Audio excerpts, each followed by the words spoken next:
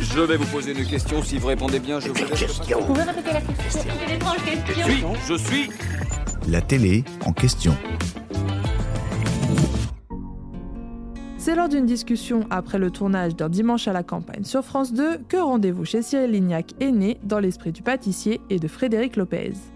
L'animateur qui coproduit ce format sur M6 expliquait « Je n'ai jamais cuisiné pour un chef et je trouvais l'idée rigolote.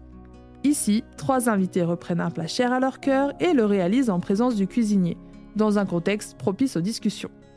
Pas question de compétition, dans ce programme lancé en novembre 2025, les recettes sont avant tout un prétexte pour en apprendre plus sur les célébrités. Mais l'émission est-elle vraiment tournée chez Cyril Lignac comme son nom l'indique ? Eh bien non, la production aurait aimé pousser le concept encore plus loin, mais il lui était impossible de filmer chez le chef. Mathieu Jean Toscani, coproducteur pour Kitchen Factory, revient sur cette décision. Cyril a tourné plusieurs mois chez lui pendant le confinement avec tous en cuisine et il a envie d'avoir un peu de calme chez lui, surtout avec un enfant en bas âge, explique-t-il. Et tourner dans ses cuisines professionnelles ? Pas possible non plus selon le producteur qui détaille.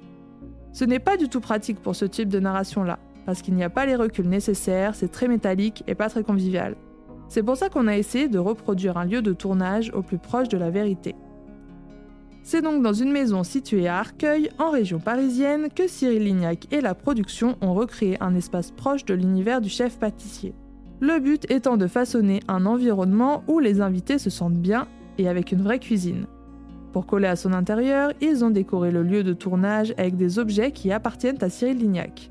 Par exemple, il y a une veste dédicacée que lui a offerte Paul Bocuse et qu'il a encadrée dans son bureau. Il y a des photos de son Aveyron natal, de l'auberge de Belcastel où il a fait son apprentissage et une photo offerte par le restaurant La Mer Brasier à Lyon. Ils ont aussi installé un faux soldat de la garde anglaise en référence à son restaurant de Londres. Entre la déco et les ustensiles, toute la cuisine a donc été équipée pour les besoins du tournage. Alors, prêt à passer à table ?